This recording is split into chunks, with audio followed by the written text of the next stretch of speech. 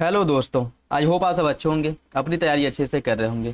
साथ ही हम UP PCR 2025 के लिए प्रैक्टिस सेट सॉल्व कर रहे हैं और आज से जो प्रैक्टिस आप लोग सॉल्व करेंगे दृष्टि आईएएस द्वारा पब्लिश किए गए प्रैक्टिस सेट को सॉल्व किया जाएगा। देखिए, इसके पहले 10 प्रैक्टिस सेट दृष्टि आईएएस के कराए जा चुके हैं और जो आपका टेस्ट नंबर 11 है वो सी सेट का है और इसमें जो है हम टेस्ट नंबर 12 को सॉल्व करेंगे, जिसमें जीएस और करंट अफेयर के क्वेश्चन आपको देखने को मिलेंगे।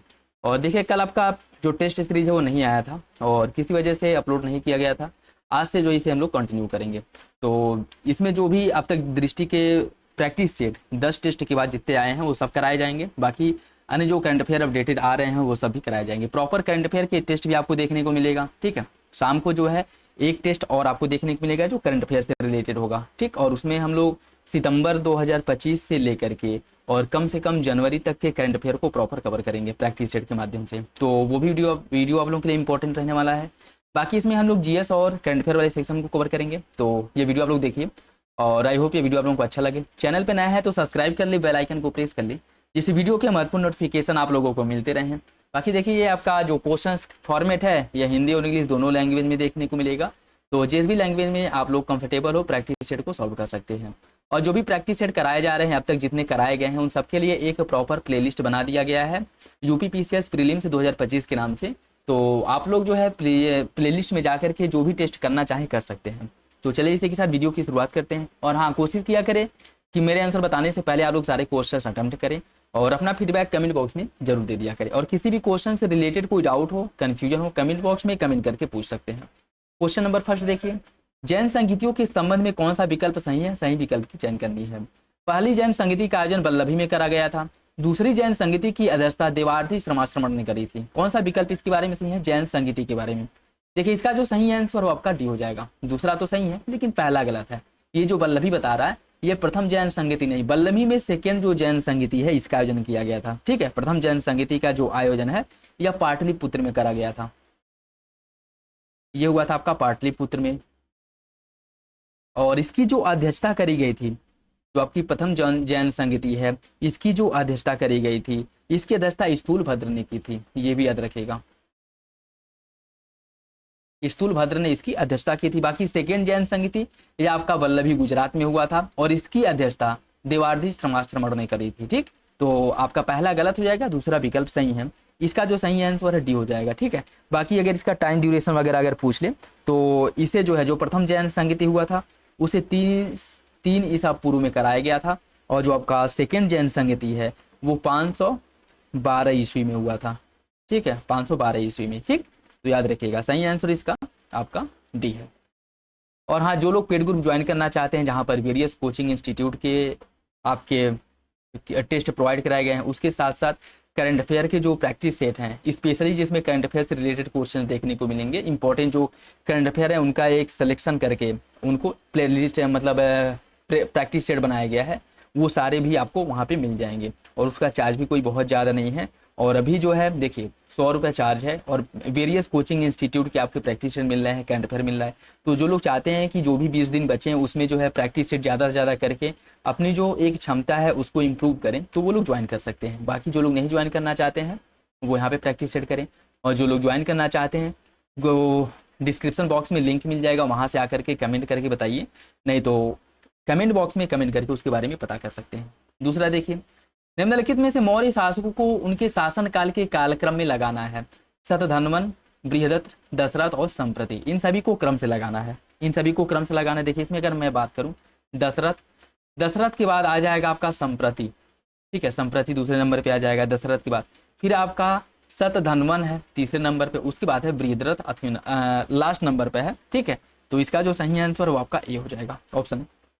ठीक है, और इसमें अगर मैं बात करूं चंद्रगुप्त मौर्य, जो मौर्य साम्राज्य का संस्थापक वो माना जाता है चंद्रगुप्त मौर्य को, जिसने 321 ईस्वी में जो मौर्य साम्राज्य की स्थापना करी थी। चंद्रगुप्त मौर्य के बाद बिंदुसार आता है, बिंदुसार के बाद अशोक आता है। ठीक है, बिंदुसार के अगर टाइम ड्यूरेशन की बात करें तो यह 298 से 272 ईसा पूर्व तक शासक रहा था और इसको अमित्रघात, शत्रुओं का संहारक कहा जाता था। ठीक है, अशोक की बात करें, अशोक जो है यह 272 से लेकर के 232 ईसा पूर्व तक इसने शासन करा था।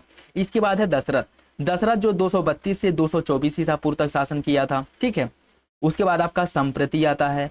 संप्रति का शासनकाल 224 से लेकर के 215 ईसा पूर्व तक था और यह दशरथ का उत्तराधिकारी था।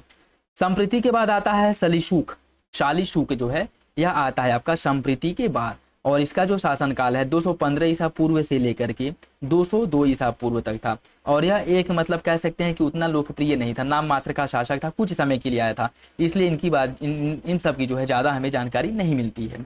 देववर्मन की बात करें, देववर्मन 202 से 195 ईसा पूर्व तक मौर्य साम्राज्य का शासक था।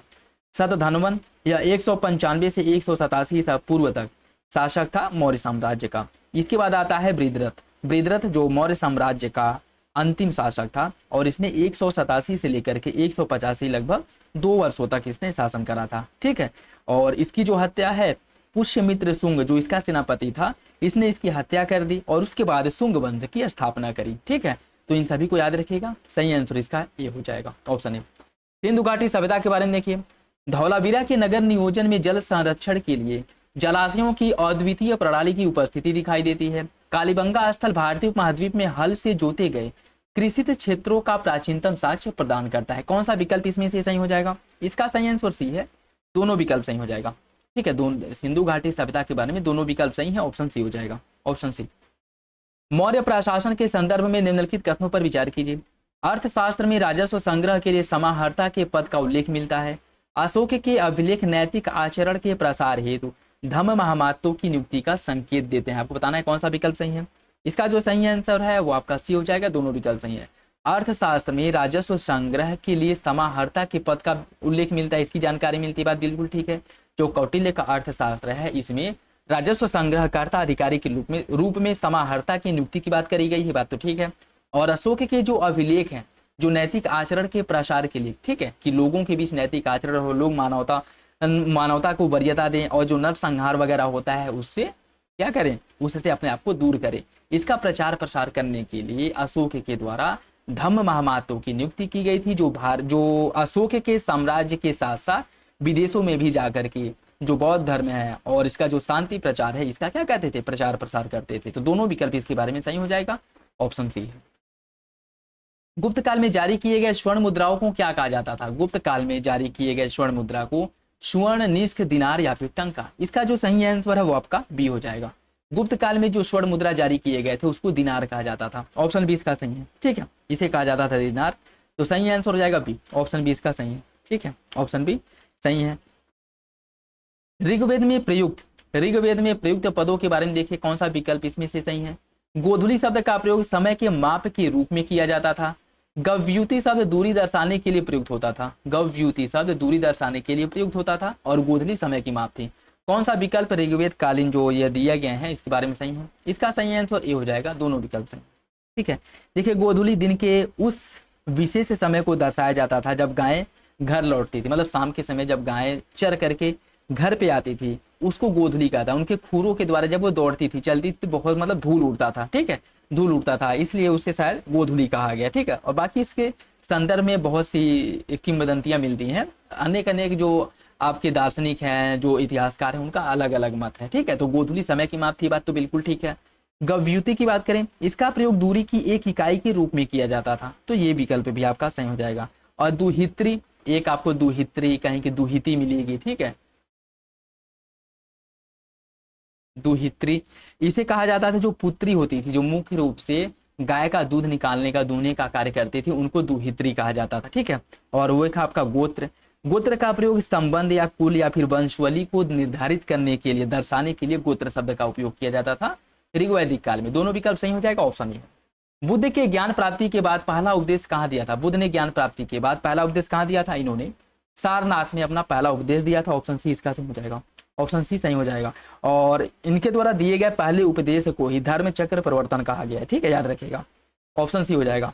और इन्होंने सारनाथ, जिसे मृगदाव वन भी कहा जाता है, तो अगर मान लीजिए क्वेश्चन पूछ ले कि महात्मा बुद्ध ने अपना पहला उपदेश कहाँ पे दिया था, बोध गया, लुम्बिनी, कुशीनगर, मृगदाव, तो उसमें अगर सारनाथ नहीं दिया है तो मृगदाव को भी आप मान सकते हैं। ठीक है, क्योंकि सारनाथ को ही मृगदाव वन के नाम से जाना जाता है। ठीक है, ऑप्शन सी। तुगलक वंश के बारे में देखिए, गाजी मलिक तुगलक वंश का संस्थापक था। मोहम्मद बिन तुगलक ने जहांपनाह नगर का निर्माण कराया था। कौन सा विकल्प इसके बारे में सही है? इसका जो सही आंसर है वो आपका पूछा है कौन सा विकल्प सही है, ठीक है, कौन सा विकल्प सही है। तो इसका जो सही आंसर आपका डी हो जाएगा, दोनों विकल्प सही है, ठीक है। देखिए गयासुद्दीन तुगलक जिसे मूल रूप में गाजी मलिक कहा जाता था, इसी के द्वारा 1320 ईस्वी में तुगलक वंश की स्थापना करी गई थी, ठीक है। तो पहला बात तो आपका सही है, जो गाजी मलिक है, जो आपका गयासुद्दीन तुगलक है, इसी को कहा जाता है गाजी मलिक, इसका एक नाम गाजी मलिक था। तो इसके द्वारा तुगलक वंश की स्थापना करी गई थी 1320 ईस्वी में, ये बात बिल्कुल ठीक है। और मोहम्मद बिन तुगलक ने जहां पनाह नगर की स्थापना करवाई थी, इसकी अगर मैं बात करूं तो मोहम्मद बिन तुगलक उसका जो साम्राज्य है दिल्ली या सुल्तान का सबसे बड़ा मतलब सबसे अधिक साम्राज्य जो इसी के अंतर्गत था, ठीक है। और इसी के द्वारा जहां पनाह नगर अर्थात एक शाही नगर की निर्माण कराई गई थी, ठीक है। बेगमपुर मस्जिद के निर्माण के लिए भी इसे जाना जाता है, शाही जो आपका जहां पनाह नगर, इसका निर्माण भी इसी के द्वारा कराया गया था, ठीक है। तो सही आंसर इसका हो जाएगा आपका ऑप्शन डी, दोनों विकल्प सही। अवध के निम्नलिखित नवाबों को आरोही क्रम में व्यवस्थित कीजिए। शुजाउद्दौला, आसफुद्दौला, सादत अली खान और जो आपका सफदर जंग है, इन सभी को क्रम से लगाना है, देखिए इसकी अगर मैं बात करूं तो सबसे पहले आ जाएगा सादत अली खान पहले नंबर पे, ठीक है। उसके बाद है आपका सफदर जंग, ये दूसरे नंबर पे आ जाएगा, और शुजाउद्दौला तीसरे नंबर पे, आशफुद्दौला चौथे नंबर पे आ जाएगा, ठीक है। जिसमें अगर मैं बात करूं जो आपका सादत अली खां यह 1722 ईस्वी, और सादत अली खां को ही बुरहानुल मुल्क के नाम से जाना जाता है। यह 1722 ईस्वी में जो अवध है, अवध का सूबेदार बना था, ठीक है। उसके बाद सफदर जंग आता है। सफदर जंग 1739 ईस्वी में सादत अली खां का उत्तराधिकारी बना। शुजाउद्दौला 1754 ईस्वी में अवध का नवाब बना। उसके बाद आसफुद्दौला है जो 1775 ईस्वी में शुजाउद्दौला की मृत्यु के बाद 1775 में नवाब बना था अवध का, ठीक है। तो सही आंसर इसका 3, 4, 1, 2 ऑप्शन सी हो जाएगा, ऑप्शन सी, ठीक। याद रखिएगा सादत अली खां जिसे बुरहानुल मुल्क के नाम से जाना जाता है, उसके बाद सादत अली खां, सफदर जंग, शुजाउद्दौला और आशफुद्दौला, ऑप्शन सी इसका सही है। पाल वंश के संदर्भ में देखिए, बिहार में उदंतपुरी मठ की स्थापना गोपाल ने करवाई थी। धर्मपाल ने कन्नौज का अधिग्रहण किया और एक भव्य दरबार का आयोजन किया। कौन सा विकल्प इसके बारे में सही है? इसका सही आंसर ए हो जाएगा, दोनों विकल्प सही है, दोनों विकल्प सही है। इटालवी यात्री निकोलो कॉन्टी विजयनगर साम्राज्य के किस शासक के दरबार में आया था? इटालवी यात्री जो निकोलो कॉन्टी है यह किसके दरबार में आया था? देखिए निकोलो कॉन्टी की अगर मैं बात करूं, यह देवराय प्रथम के समय में विजयनगर का यात्रा किया था, ठीक है। निकोलो कॉन्टी ने देवराय प्रथम के समय में विजयनगर की यात्रा करी थी। तो सही आंसर इसका डी हो जाएगा, ऑप्शन डी इसका सही है। मिहिर भोज के बारे में देखिए, मिहिर भोज वे राष्ट्रकूट वंश के महान शासक थे। उनकी उपलब्धियों का वर्णन ग्वालियर प्रशस्ति अभिलेख में मिलती है। ग्वालियर प्रशस्ति अभिलेख में मिहिर भोज के जो उपलब्धि है इसका उल्लेख किया गया और यह राष्ट्रकूट वंश के एक महान शासक थे। कौन सा विकल्प इसका सही होगा? इसका सही आंसर बी है, दूसरा सही है, पहला गलत है, ठीक है। मिहिर भोज की अगर मैं बात करूं तो यह राष्ट्रकूट वंश के शासक नहीं, मिहिर भोज जो है यह प्रतिहार वंश के एक शासक थे, महान शासक थे, ठीक है।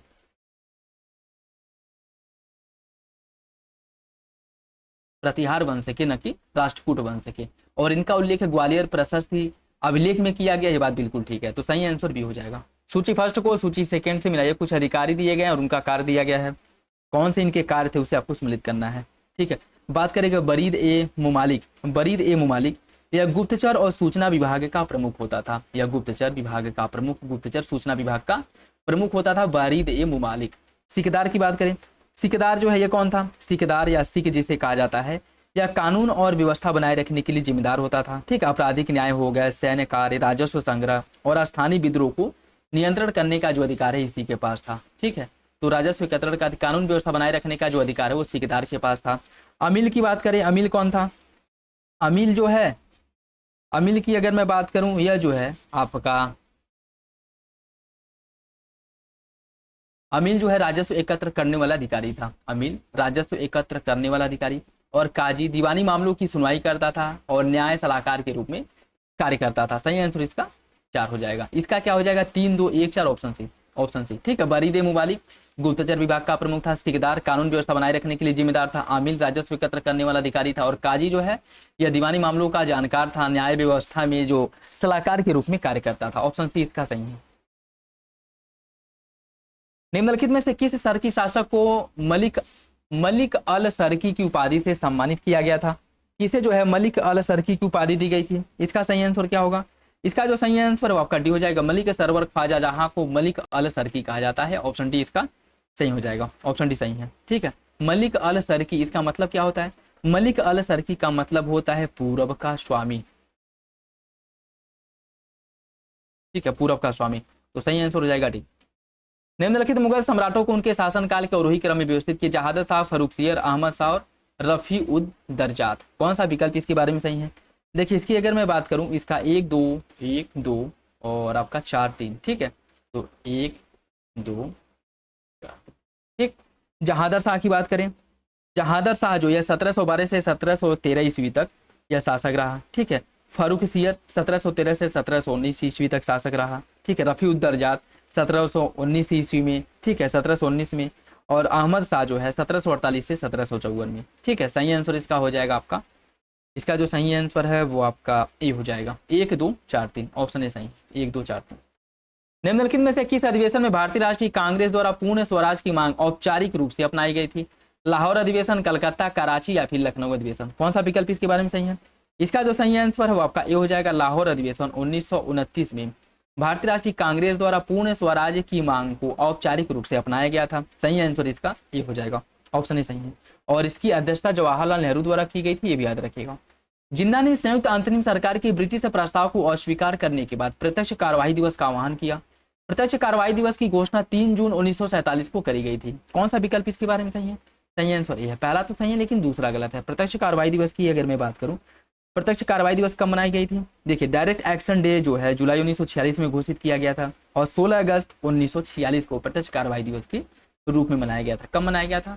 16 अगस्त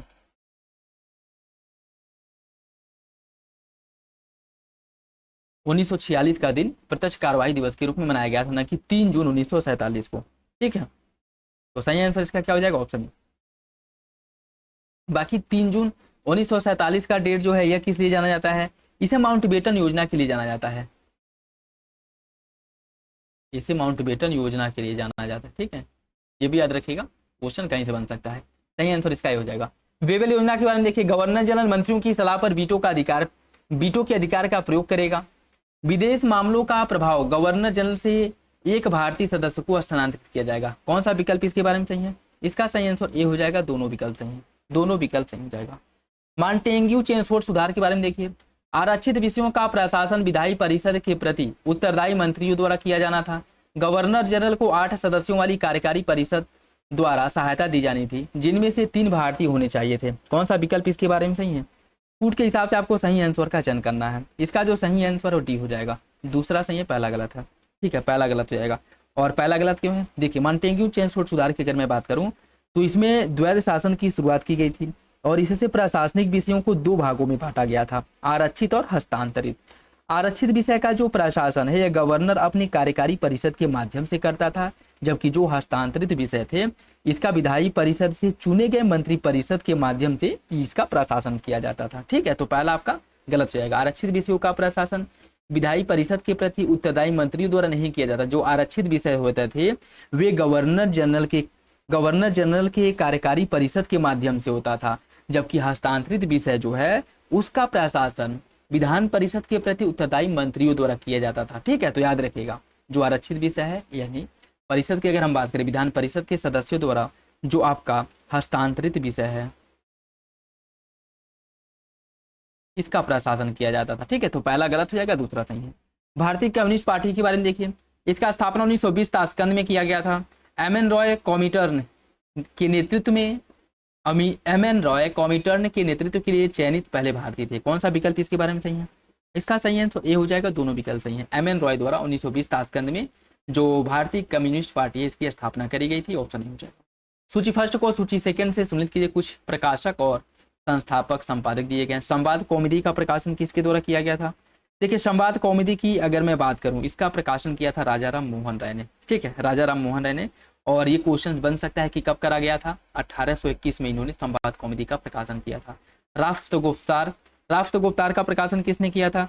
राफ्त गुप्तार का प्रकाशन जो किया गया था दादा भाई नौरोजी ने राफ्त गुप्तार का प्रकाशन किया था। ठीक है, कब किया था? 1851 में, ये भी याद रखिएगा इसका डेट भी। ठीक है, इंडियन मिरर की शुरुआत किसने की थी? इंडियन मिरर की शुरुआत की थी देवेंद्र नाथ टैगोर ने। और इसकी शुरुआत कब की गई थी इनके द्वारा? इन्होंने 1862 में इसकी शुरुआत की थी, इंडियन मिरर की। और स्वदेश मित्र का जो संपादन है जी सुब्रमण्यम अय्यर द्वारा स्वदेश मित्र का संपादन किया गया था, ठीक है, जी सुब्रमण्यम अय्यर द्वारा। इसका जो सही आंसर वो आपका बी हो जाएगा, 3-4-2-1 ऑप्शन बी, 3-4-2-1, 3-4-2-1। कौन सा विकल्प सही नहीं है? सत्यशोधक समाज, इसके संस्थापक ज्योतिबा फूले, आत्म सम्मान आंदोलन ईवी रामास्वामी नायकर, और अरब्बी पूरम आंदोलन के रामकृष्ण पिल्लई, और महाड़ सत्याग्रह बी.आर. अम्बेडकर। कौन सा विकल्प इसके बारे में गलत है? गलत विकल्प का चयन करना है और इसका सही आंसर सी हो जाएगा, ठीक है। अरब्बी पूरम आंदोलन, जो आपका अरब्बी पूरम आंदोलन है, इसकी शुरुआत किसके द्वारा की गई थी? अरब्बी पूरम आंदोलन की शुरुआत श्री नारायण गुरु द्वारा की गई थी, न कि के रामकृष्ण पिल्लई द्वारा।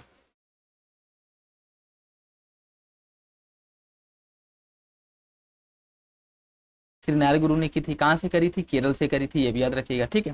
केरल से किया गया था। और कब किया गया था? 1888 में किया गया था, ये भी याद रखिएगा, ठीक है, 1888 में किया गया था। बाकी जो आपका सत्यशोधक समाज है, सत्यशोधक समाज का स्थापना ज्योतिबा फूले ने महाराष्ट्र में किया था। कब किया था? 1873 में किया था, 1873 में सत्यशोधक समाज का स्थापना किया था महाराष्ट्र से। आत्म सम्मान आंदोलन यह तमिलनाडु से संबंधित है, तमिलनाडु। और ईवी रामास्वामी नायकर के द्वारा इसकी शुरुआत की गई थी। कब की गई थी? 1925 में आत्म सम्मान आंदोलन की शुरुआत की गई थी, ठीक है, 1925 ईस्वी में। और अरबी पूरम तो देख ही लिए। महाड़ आंदोलन की बात करें, महाड़ आंदोलन की जो शुरुआत है इसे करी गई थी किसके द्वारा? यह करी गई थी जो आपके डॉक्टर भीमराव अम्बेडकर हैं, बी.आर. अम्बेडकर हैं, इनके द्वारा इसकी शुरुआत करी गई थी, ठीक है। तो इसका जो सही आंसर अस्सी हो जाएगा, यही गलत है। निम्नलिखित में से कौन 1940 में भारत भेजे गए कैबिनेट मिशन का सदस्य नहीं था? पैथिक लॉरेंस, स्टैफोर्ड क्रिप्स, एवी अलेक्जेंडर। इसमें क्लेमेंट एटली शामिल नहीं थे, ऑप्शन डी हो जाएगा, ऑप्शन डी इसका सही है, ठीक है, ऑप्शन डी इसका सही हो जाएगा, याद रखिए, ठीक। जिसमें अगर हम बात करें, जो पैथिक लॉरेंस थे यह भारत के विदेश मंत्री थे, स्टैफोर्ड क्रिप्स व्यापार बोर्ड के अध्यक्ष थे, और एवी अलेक्जेंडर एडमिरल के पहले लॉर्ड थे, ठीक है। इन 3 सदस्य ही जो है कैबिनेट मिशन भेजा गया था 1946 में। सही आंसर इसका हो जाएगा आपका ऑप्शन डी, ठीक है, ठीक। निम्नलिखित में से कौन सी घटना लॉर्ड रिपन के कार्यकाल से संबंधित नहीं है? कौन सी घटना रिपन के काल से संबंधित है? वर्नाक्युलर प्रेस एक्ट का निरस्त होना, इल्बर्ट बिल विवाद, हंटर शिक्षा आयोग और तृतीय वर्मा युद्ध। कौन सा विकल्प इसके बारे में सही है? इसका जो सही आंसर है डी हो जाएगा, ऑप्शन डी, तृतीय वर्मा युद्ध। यह जो है रिपन के समय में नहीं हुआ था, ठीक है। तृतीय वर्मा युद्ध की अगर मैं बात करूँ, यह कब हुआ था? देखिए, तृतीय वर्मा युद्ध की अगर मैं बात करूँ, ये जो है डफरिन के समय में हुआ था। कब हुआ था? 1884 से 1888 तक तृतीय वर्मा युद्ध देखने को मिला था, ठीक है। तो तृतीय वर्मा जो युद्ध है यह 1884 से लेकर के 1888 तक डफरिन के समय में हुआ था।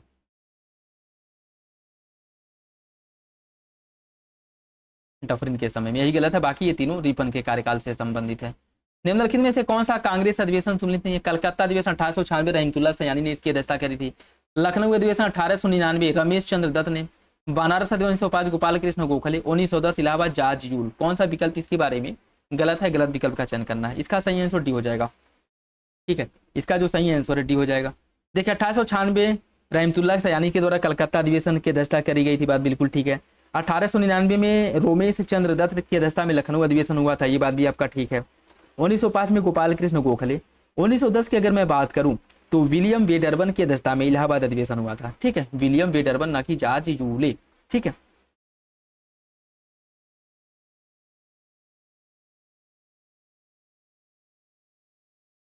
विलियम वेडरबन, सही आंसर इसका जो है आपका हो जाएगा डी।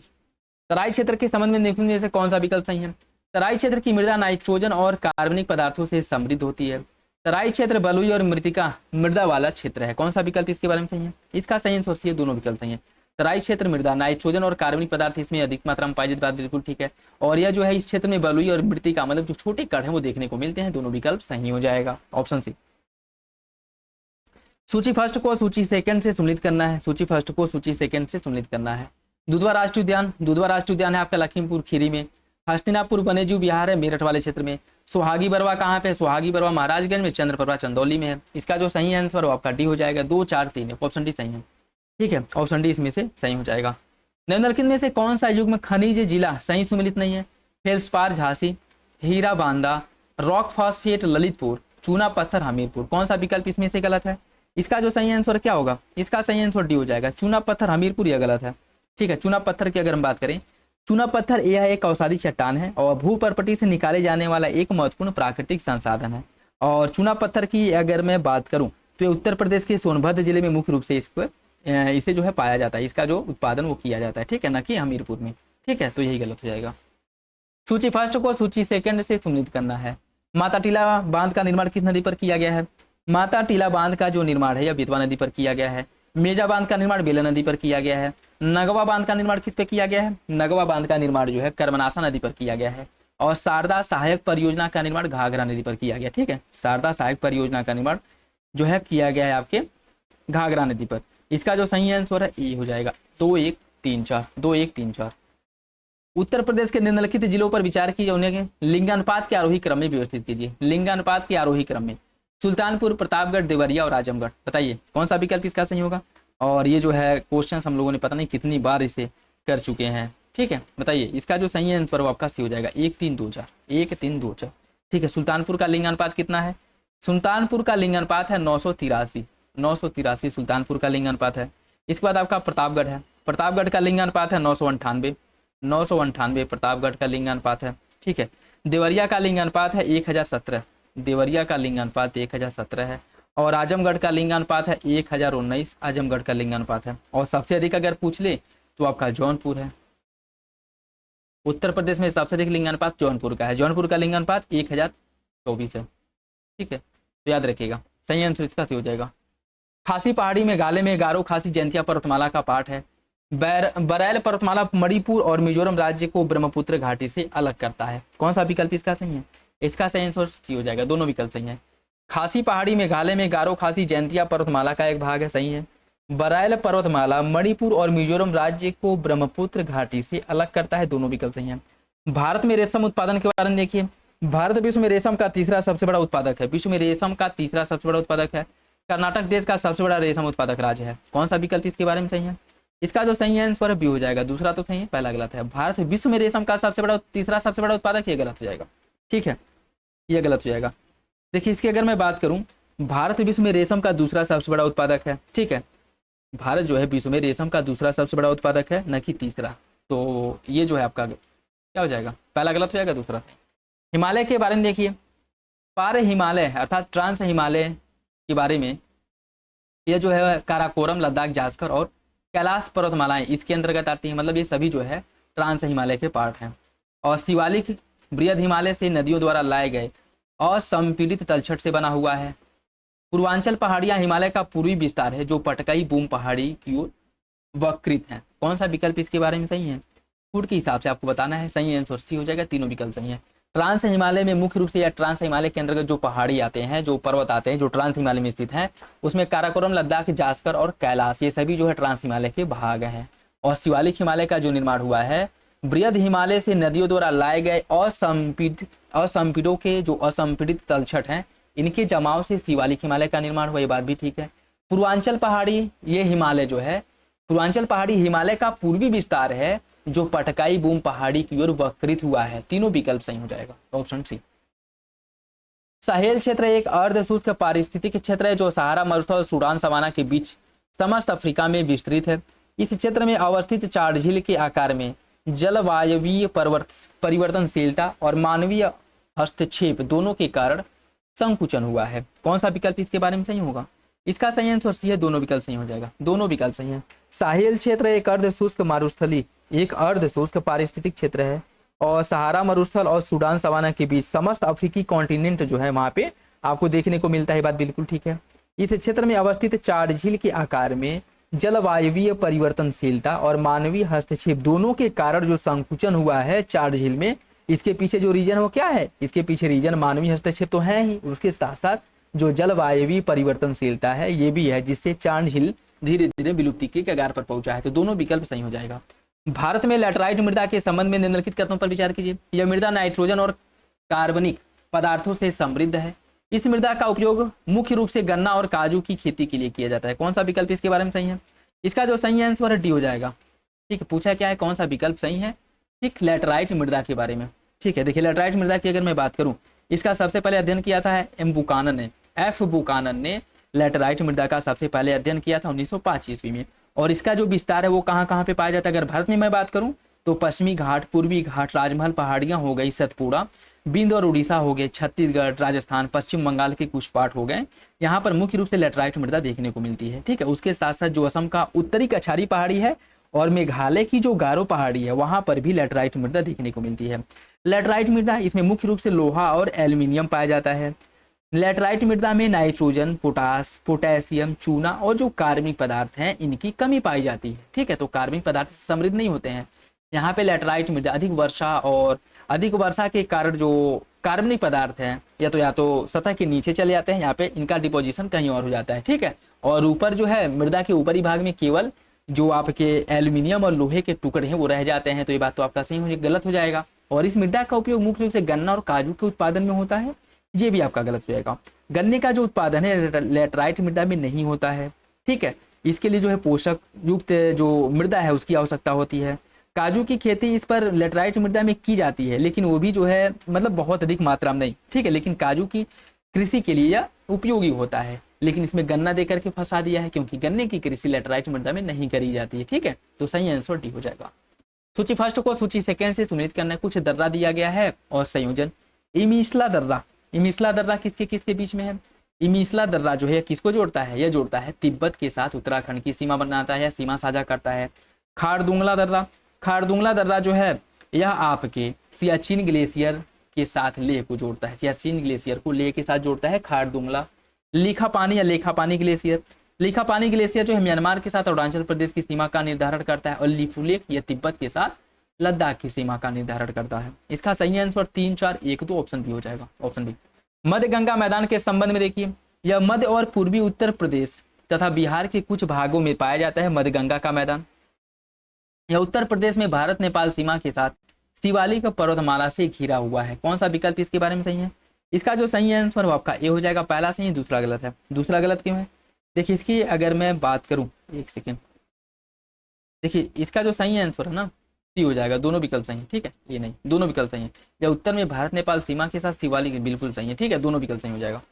झेलम नदी के बारे में देखिए, झेलम नदी जम्मू कश्मीर के वेरीनाग झरने से निकलती है और यह त्रियम्बू से चिनाब नदी में मिल जाती है। त्रियम्बू के पास चिनाब नदी में मिल जाती है। कौन सा विकल्प इसका सही है? इसका जो सही आंसर क्या होगा? देखिए इसका जो सही आंसर है वो आपका ए हो जाएगा। दोनों विकल्प सही है। झेलम नदी का उद्गम वेरीनाग झरने से होता है और यह त्रियम्बू के पास चिनाब नदी में मिल जाती है। ऑप्शन ए सही है। ऑप्शन ए इसका सही हो जाएगा। ठीक है, और त्रियम्बू के पास चिनाब नदी मिलती है। ठीक, उसके साथ साथ अगर मैं बात करूं, यह जो है गुजरात और फिर पाकिस्तान के मुजफ्फराबाद की ओर भी इसका जो है गमन देखने को मिलता है। ठीक, अरे सॉरी, गुजरात नहीं है, मतलब पाकिस्तान के मुजफ्फराबाद से होकर के यह वहीं से जो अरब सागर में क्या हो जाती है, विलीन हो जाती है। ठीक, कौन सी पर्वत श्रृंखला फ्रांस और स्पेन के बीच प्राकृतिक सीमा बनाती है? फ्रांस और स्पेन के बीच प्राकृतिक सीमा का निर्धारण करती है पिरेनीज पर्वत। ऑप्शन ए हो जाएगा, पिरेनीज। ऑप्शन इसका सही है। सूची फर्स्ट को सूची सेकंड से सुनिश्चित करना है। सूची फर्स्ट को सूची सेकंड से। घाना की राजधानी क्या है? अकरा है। घाना की राजधानी है अकरा। अर्जेंटीना की राजधानी क्या है? अर्जेंटीना की राजधानी है आपकी ब्यूनस आयर्स, अर्जेंटीना की राजधानी है। नामीबिया की राजधानी क्या है? नामीबिया की राजधानी है विंडहोक।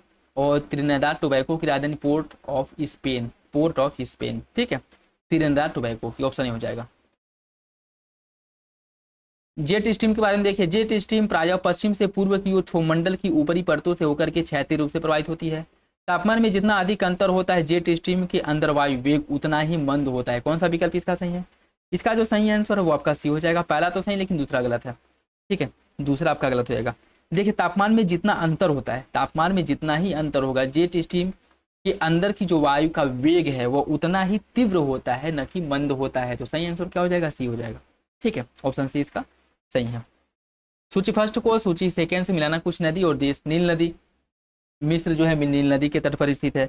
और अमेजन जो है, अमेजन की अगर मैं बात करूं, यह ब्राजील अमेजन नदी के तट पे है। चीन यांगतीसी और रूस वोल्गा। ऑप्शन है 1, 2, 3, 4। नेक्स्ट देखिए, कुछ घास स्थल और देश दिया गया है। प्रियरीज घास स्थल कहाँ पे? प्रियरी जो है ये आपके अमेरिका में देखने को मिलता है। स्टेपी या रूस कजाकिस्तान वाले क्षेत्र में। Pampas Argentina, weld south Africa. Option A हो जाएगा। शुक्र ग्रह के बारे में देखिए, शुक्र अपने सघन वायुमंडल के कारण सौरमंडल का सर्वाधिक ऊष्मा ग्रह जो अधिकांशतः कार्बन डाइऑक्साइड से बना हुआ है। शुक्र सूर्य के चारों ओर अपनी कक्षा की दिशा में घूर्णन करता है। कौन सा विकल्प इसके बारे में सही है? इसका जो सही आंसर सी हो जाएगा। पहला सही, दूसरा गलत है, दूसरा गलत हो जाएगा। ठीक है, देखिए ये जो है पृथ्वी के विपरीत शुक्र, यह पश्च गति की, ठीक है, पश्च गति की घूर्णन करता है, अर्थात यह पूर्व से पश्चिम की ओर घूर्णन करता है, जो सूर्य के चारों ओर अपनी परिक्रमा की दिशा के विपरीत है। ठीक, तो पहला सही है, दूसरा गलत। आग्नेय शैलों के बारे में देखिए, आग्नेय शैल मैग्मा या लावा के शीतित होने मतलब ठंडा होने और पिंडन से बनते हैं। आग्नेय शैलें शीतित तथा ठंडा और पिंडित होने के स्थान के आधार पर या तो अंतर्वेदी या बहिर्वेदी हो सकते हैं। कौन सा विकल्प इसके बारे में सही है? फुट के हिसाब से आपको सही आंसर का चयन करना है। इसका जो सही आंसर है वो आपका सी हो जाएगा, पहला सही है, दूसरा गलत है। आग्नेय शैलें पिंडित होने के स्थान के आधार पर या तो अंतर्वेदी या बहिर्वेदी हो सकते हैं। ठीक है, देखिए इसकी अगर मैं बात करूँ, जो आपके आग्नेय शैल हैं या बहिर्वेदी आग्नेय शैल, ठीक है, जो आपके अंतर्वेदी आग्नेय शैल जो होते हैं उनको कहा जाता है ग्रेनाइट। अंतर्वेदी आग्नेय शैलों को ग्रेनाइट कहा जाता है और बहिर्वेदी आग्नेय शैल को जो है उसको बेसाल्ट कहा जाता है। तो जो आग्नेय शैलें हैं या क्या होती हैं, आग्नेय शैलें केवल जो है, आग्नेय शैलें केवल अंतर्वेदी होती हैं, बहिर्वेदी जो है ये बेसाल्ट चट्टानों से इनका निर्माण होता है। तो याद रखिएगा, इंपॉर्टेंट है। ठीक, जो अंतर्वेदी चट्टान है इनका निर्माण आग्नेय शैलों से होता है और जो बहिर्वेदी शैल है इनका निर्माण बेसाल्टिक चट्टानों से होता है। पहला सही हो जाएगा, दूसरा गलत है। सूची फर्स्ट को सूची सेकंड से सम्मिलित करना है। हीरा जो है, हीरे के उत्पादन में कौन सा देश पहले नंबर पे? हीरा उत्पादन में ऑस्ट्रेलिया पहले नंबर पे है। लौह अयस्क के उत्पादन में साउथ अफ्रीका, बॉक्साइट के उत्पादन में ब्राजील, तांबा उत्पादन में चिली। ऑप्शन बी हो जाएगा, ऑप्शन बी इसका सही है। निम्नलिखित में से कौन भूमध्य सागर को लाल सागर से जोड़ता है? भूमध्य सागर से लाल सागर को जोड़ता है जिब्राल्टर जल संधि। ऑप्शन हो जाएगा, जिब्राल्टर जल संधि भूमध्य सागर को, भूमध्य सागर को लाल सागर से पूछ रहा है यार, भूमध्य सागर को लाल सागर से स्वेज नहर जोड़ता है। ठीक है, जिब्राल्टर जल संधि जो है भूमध्य सागर को अटलांटिक महासागर से जोड़ता है। ठीक है, तो यह जो है लाल सागर पूछ रहा है, सी हो जाएगा। स्वेज नहर जो है या भूमध्य सागर को लाल सागर से जोड़ता है, तो सही आंसर इसका हो जाएगा सी। पृथ्वी के क्रोड के संदर्भ में देखिए, क्रोड मेंटल सीमा को गुटेनबर्ग असभ्यता के रूप में जाना जाता है। पृथ्वी का आंतरिक क्रोड 5150 किलोमीटर से 6400 किलोमीटर की गहराई तक विस्तृत है। कौन सा विकल्प सही है? इसका सही आंसर सी हो जाएगा, दोनों विकल्प सही है, दोनों विकल्प सही है। कर्क रेखा निम्नलिखित में से कितने राज्यों से होकर के नहीं गुजरता है? किन राज्यों से होकर नहीं गुजरता? पश्चिम बंगाल, मिजोरम, मणिपुर, उड़ीसा। किस राज्य से होकर के कर्क रेखा नहीं गुजरता है? फुट के हिसाब से आपको सही आंसर का चयन करना है और इसका सही आंसर हो जाएगा आपका मणिपुर और उड़ीसा से होकर के कर्क रेखा नहीं गुजरती। ठीक है, option B, option B. Victoria झील निम्नलिखित में से किस देश से अपनी सीमा साझा करता है? Kenya, Uganda, Tanzania, Sudan. Victoria झील की सीमा किन देशों के साथ लगती है? विक्टोरिया झील की जो सीमा है केन्या, तंजानिया, युगांडा के साथ विक्टोरिया झील की सीमा लगती है। दक्षिण सूडान इसमें शामिल है। ठीक है, केन्या, तंजानिया, युगांडा के साथ लगती है विक्टोरिया झील की सीमा। Option A. पनामा नहर निम्नलिखित में से किस महासागर को जोड़ता है? पनामा नहर किस महासागर को जोड़ता है?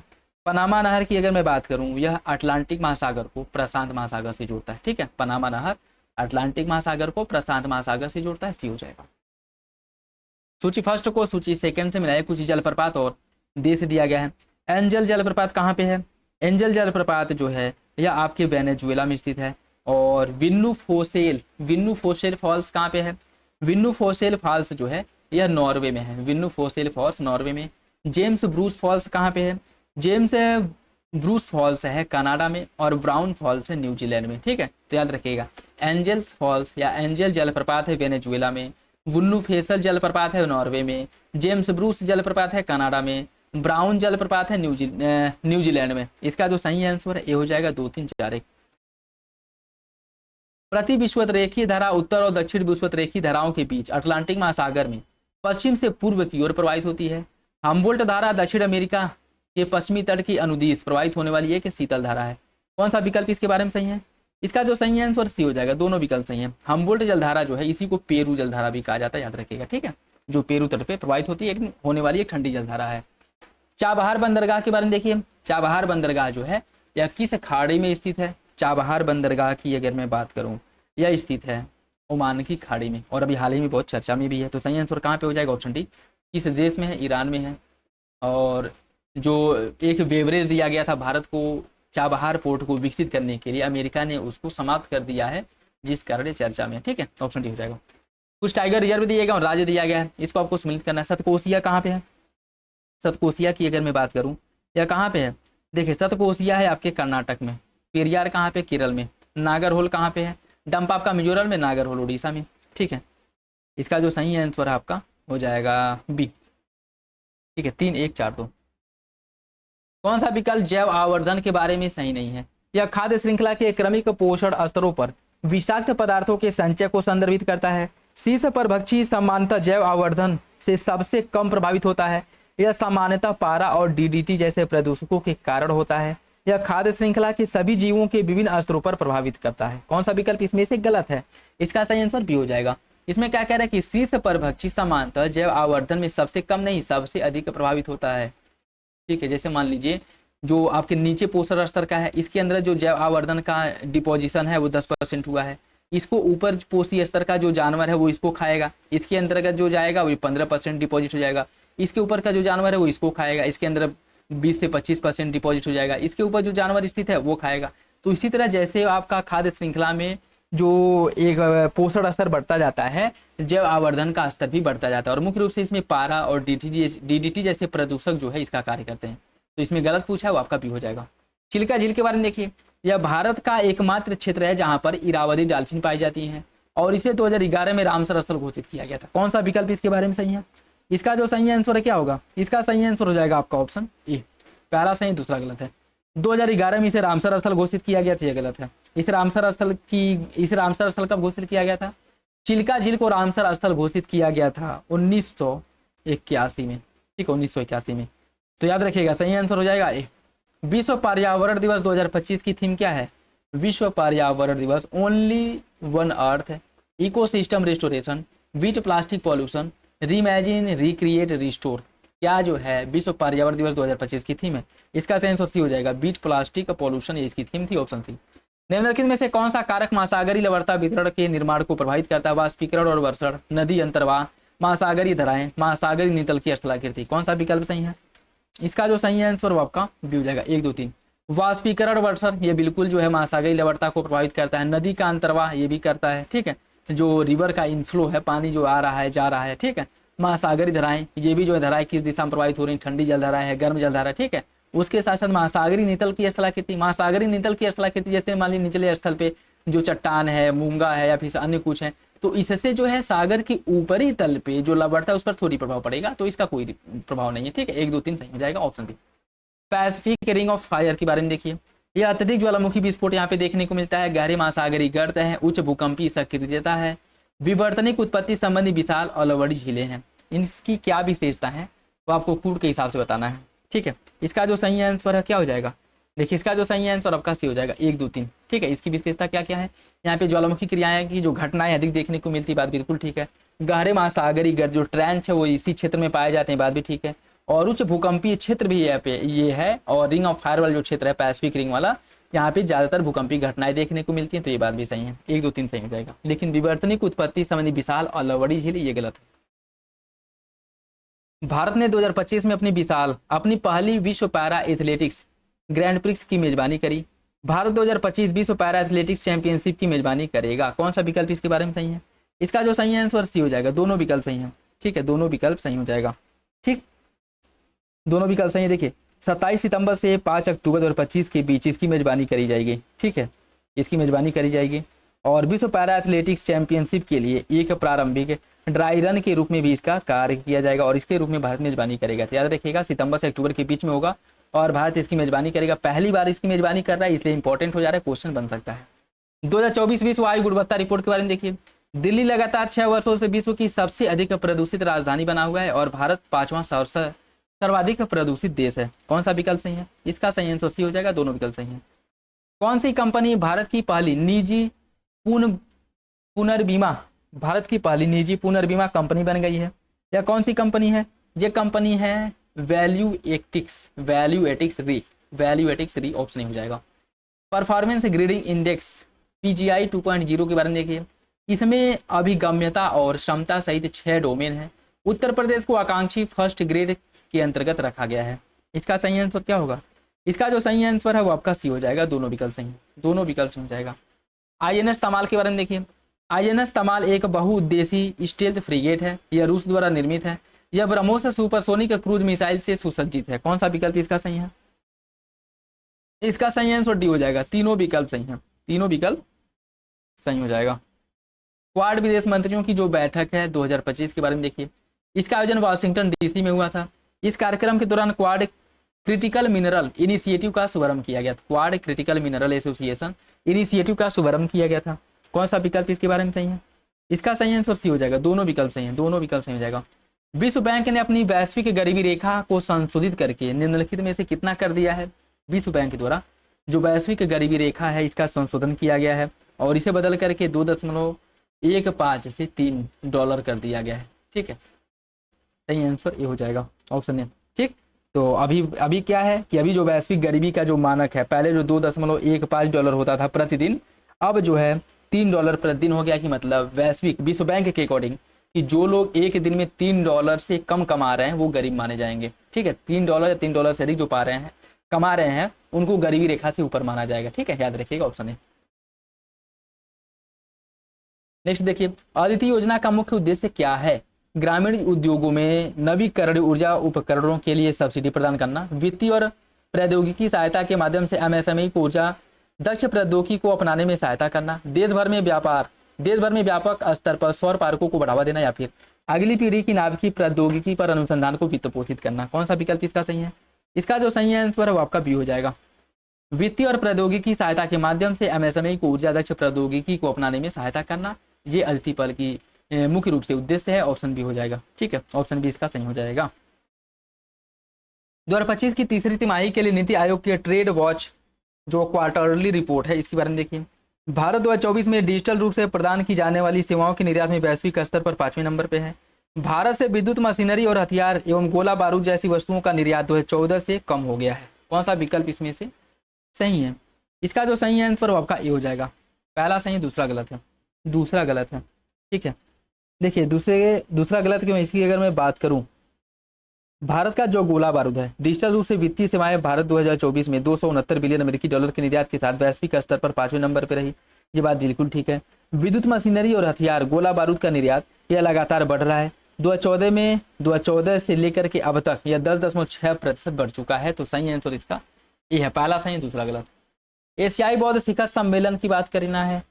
ठीक है, ये देखिए पहला एशियाई बौद्ध शिखर सम्मेलन का आयोजन 5 से 6 नवंबर 2024 के बीच नई दिल्ली में किया गया था और इसका मुख्य विषय था एशिया को मजबूत बनाने में बौद्ध धर्म की भूमिका। कौन सा विकल्प इसका सही होगा?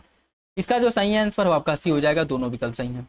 घरेलू प्रणालीगत रूप से महत्वपूर्ण बैंक जो DSIB है, जिसे डोमेस्टिकली सिस्टमेटिकली इंपॉर्टेंट बैंक की कैटेगरी में रखा जाता है। ठीक है, इनके बारे में बताना है कौन सा विकल्प सही है। इन बैंकों को टू बिग टू फेल माना जाता है तथा वित्त पोषण बाजारों में कुछ विशेष लाभ प्राप्त करते हैं। भारतीय state bank, HDFC, ICICI bank, ये सभी जो है तीनों DSIB के अंतर्गत आते हैं। कौन सा विकल्प इसके बारे में सही है?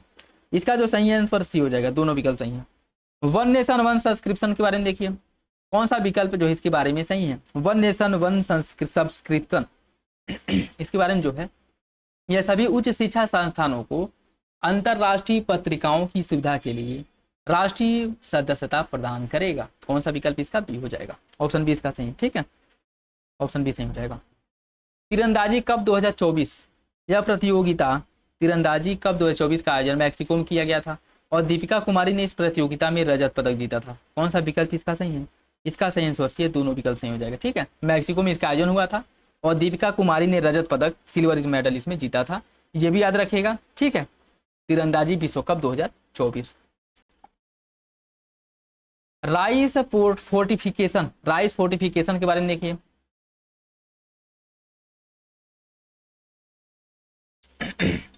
भारत सरकार ने जुलाई 2024 से दिसंबर 2028 तक सभी केंद्रीय योजनाओं के तहत फोर्टिफाइड राइस की सार्वभौमिक आपूर्ति को मंजूरी दी है। यह पहल अप्रैल 2022 से शुरू की गई थी और इसे मार्च 2024 तक कई चरणों में देश भर में लागू किया जाएगा। कौन सा विकल्प इसके बारे में सही है? इसका जो सही आंसर है वो आपका सी हो जाएगा। दोनों विकल्प सही हैं। ठीक है, बाकी टाइम ड्यूरेशन कब से है कब तक है? 24 से 28 दिसंबर 2028 तक है, मतलब 2024 से 2028 तक है। ये भी याद रखेगा। सॉरी, निम्नलिखित में से किसने सर्वश्रेष्ठ फीचर फिल्म के लिए 70वां राष्ट्रीय फिल्म पुरस्कार जीता था? 70वां जो राष्ट्रीय फिल्म पुरस्कार दिया गया था, किसे दिया गया था? यह दिया गया था ऑटम को। फर्स्ट एंड में राइस का अर्थ क्या है? फर्स्ट एड में राइस का मतलब क्या है? राइस का जो मतलब है या क्या है आपको बताना है। ठीक है, देखिए राइस का मतलब होता है rest ice compression elevation, option A. Rest ice compression elevation, option A इसका सही हो जाएगा, ऑप्शन ए। निम्नलिखित में से कौन से जीव वायरल संक्रमण के प्राकृतिक पोषक होते हैं, बैक्टीरिया, पौधे या फिर फंगी? इसका सही आंसर डी हो जाएगा, तीनों होते हैं, ऑप्शन डी। कोशिका जीव विज्ञान में निम्नलिखित में से किस कोशिकांग को आमतौर पर कोशिका की स्वघाती या सुसाइडल बैग कहा जाता है, या किसे कहते हैं? सुसाइडल बैग जो है वो कहा जाता है लाइसोसोम को, ऑप्शन बी। ठीक है, लाइसोसोम को कहा जाता है। पादप उत्तकों के बारे में देखिए कौन सा विकल्प सही है। जाइलम, यह मूल से पौधों के अन्य भागों तक जल एवं खनिजों के परिवहन के लिए जिम्मेदार है या करता है। फ्लोएम, पत्तियों में से प्रकाश संश्लेषण के उत्पादों को पौधे के विभिन्न भागों तक पहुंचाता है। इसका सही आंसर क्या होगा? इसका जो सही आंसर है वो आपका सी हो जाएगा, दोनों विकल्प सही है, दोनों विकल्प सही है। निम्नलिखित में से कौन सा हरे पौधे में प्रकाश संश्लेषण प्रक्रिया का उत्पाद नहीं है? ग्लूकोज ऑक्सीजन, कार्बन डाइऑक्साइड या फिर कोई नहीं? इसका जो सही आंसर है वो आपका सी हो जाएगा, कार्बन डाइऑक्साइड। ठीक है, यह जो है हरे पौधों में प्रकाश संश्लेषण की प्रक्रिया का जो आपका प्रक्रिया का जो उत्पाद है वो कार्बन डाइऑक्साइड नहीं होता है। ठीक है, याद रखिएगा, ऑप्शन सी। इसमें सूची फर्स्ट को सूची सेकेंड से मिलाना है। कुछ विटामिन और उसके वैज्ञानिक नाम दिए हैं। विटामिन बी1 को क्या कहा जाता है? विटामिन बी1 को कहा जाता है थायमिन। विटामिन सी का रासायनिक नाम है एस्कॉर्बिक अम्ल। विटामिन ए को कहा जाता है रेटिनॉल, और डी को कैल्सीफिरॉल, कैल्सीफिराल, कोलीकैल्सीफिराल। ठीक है, तो इसका जो सही आंसर है वो आपका क्या हो जाएगा? इसका सही आंसर हो जाएगा ए। मानव के फेफड़ों में वायु और रक्त के बीच वास्तविक श्वसन गैसों का विनिमय निम्नलिखित में से किस संरचना में होता है? किस संरचना में होता है? देखिए, इसका जो विनिमय है वो मुख्य रूप से कूपिकाएं जो एल्वियोली है उसमें होता है, ऑप्शन डी। सूची फर्स्ट को सूची सेकेंड से सम्मिलित करना है। कुछ विद्युत चुंबकीय तरंग के प्रकार दिए गए और इनका प्रयोग। माइक्रोवेव का उपयोग किस रूप में किया जाता है? माइक्रोवेव की अगर मैं बात करूं, इसका जो उपयोग है मुख्य रूप से रडार प्रणाली, माइक्रोवेव ओवन में किया जाता है। ठीक है, रडार प्रणाली हो गया, माइक्रोवेव ओवन हो गया, इसमें इसका उपयोग किया जाता है मुख्य रूप से। ठीक है, रडार प्रणाली, माइक्रोवेव ओवन में इसका उपयोग होता है।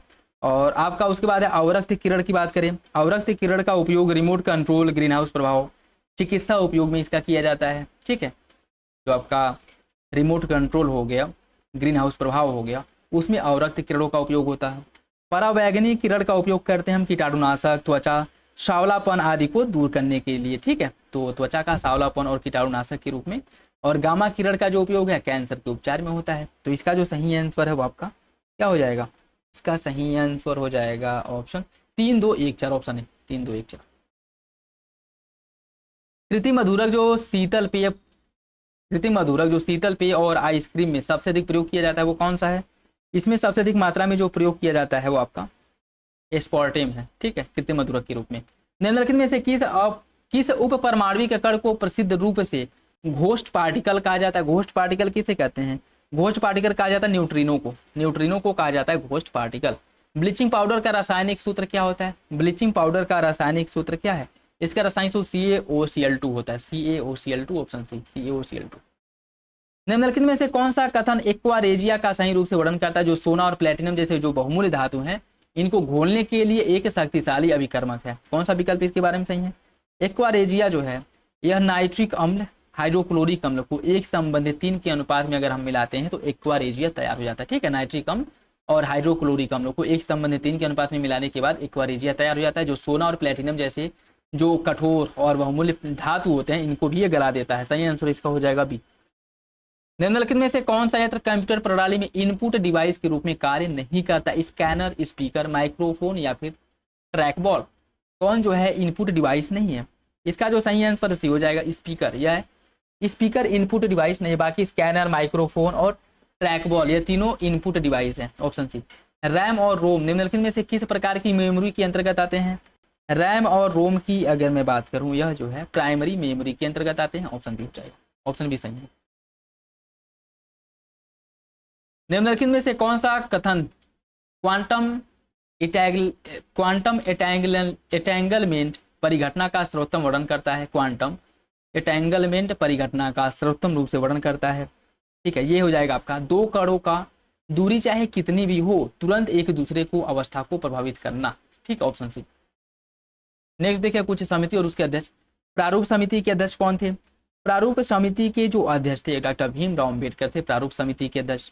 प्रांतीय संविधान समिति के अध्यक्ष, प्रांतीय संविधान समिति के अध्यक्ष सरदार वल्लभ भाई पटेल थे।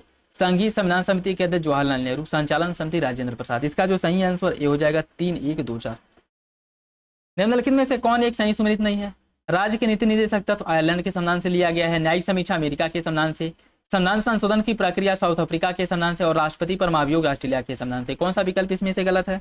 इसका जो सही आंसर है क्या होगा? इसका सही आंसर डी हो जाएगा, ऑप्शन डी गलत है। ठीक है, राष्ट्रपति पर जो महाभियोग चलाया जाता है यह अमेरिका के संविधान से लिया गया, ठीक है, न कि ऑस्ट्रेलिया। तो सही आंसर डी हो जाएगा। भारतीय संविधान के अनुच्छेद 3 के बारे में देखिए। किसी राज्य के क्षेत्र में परिवर्तन करने वाला विधेयक केवल राष्ट्रपति की पूर्व अनुशंसा से ही संसद में प्रस्तुत किया जा सकता है। संबंधित राज्य की विधानमंडल की राय राष्ट्रपति पर बाध्यकारी होती है। संसद किसी राज्य के भाग को केंद्र शासित प्रदेश के साथ मिलाकर भी एक नया राज्य बना सकता है। कौन सा विकल्प सही होगा? इसका सही आंसर बी, 1 और 3। देखिए, किसी राज्य के क्षेत्र में परिवर्तन करने वाला विधेयक केवल राष्ट्रपति की पूर्व अनुशंसा से ही संसद में प्रस्तुत किया जाता है। बात बिल्कुल ठीक है। संबंधित राज्य की विधानमंडल की राय राष्ट्रपति पर बाध्यकारी नहीं होती है। राष्ट्रपति इनकी राय जानने के लिए भेजता है, लेकिन इनकी राय मानने के लिए राष्ट्रपति बाध्य थोड़ी होता है। और संसद किसी राज्य के किसी भाग को मिला करके कोई केंद्र शासित प्रदेश बना सकता है। इसका एग्जाम्पल आप देख सकते हैं, ठीक है, क्या आपका जम्मू कश्मीर और लद्दाख। ठीक है, तो पहला तीसरा तो सही है, लेकिन दूसरा गलत हो जाएगा। निम्नलिखित में से भारत के कौन से उपराष्ट्रपति निर्विरोध निर्वाचित नहीं हुए थे? एस राधाकृष्णन, शंकर दयाल शर्मा, एम हिदायतुल्लाह या फिर वी.डी. जत्ती। कौन सा विकल्प सही है?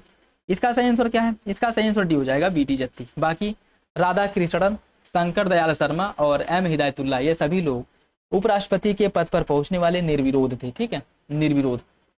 नेक्स्ट देखिए, कुछ अनुच्छेद दिया गया और विषय वस्तु दिया गया है और इसे आपको सम्मिलित करना है। ठीक, अनुच्छेद 74 में किसका उल्लेख किया गया है? अनुच्छेद 74 में राष्ट्रपति को परामर्श और सहायता देने के लिए एक मंत्री परिषद होगा। ठीक है, तो राष्ट्रपति को सहायता और सलाह देने के लिए एक मंत्री परिषद होगा, इसका उल्लेख किया गया अनुच्छेद 74 में। अनुच्छेद 75 में मंत्रियों की नियुक्ति, कार्यालय और जिम्मेदारियों का जो उल्लेख है यह 75 में किया गया है। ठीक है, तो मंत्रियों की नियुक्ति और उनके कार्यालय, उनकी जो जिम्मेदारियां होंगी, इसका उल्लेख 75 में किया गया है। अनुच्छेद 77 में कहा गया है कि भारत के कार्यों के संचालन से संबंधित जो जानकारी है, भारत के कार्यों के संचालन से संबंधित जानकारी जो उल्लेख है यह आपको 77 में मिलेगा। 88 में संसद में मंत्रियों के अधिकारों की बात करता है। इसका जो सही आंसर है ये हो जाएगा, ऑप्शन ए। सूची फर्स्ट को सूची सेकेंड से मिलाइए। सूची फर्स्ट को सूची सेकेंड से मिलाना है। 10वां संविधान संशोधन, 10वां संविधान संशोधन का संबंध किससे है?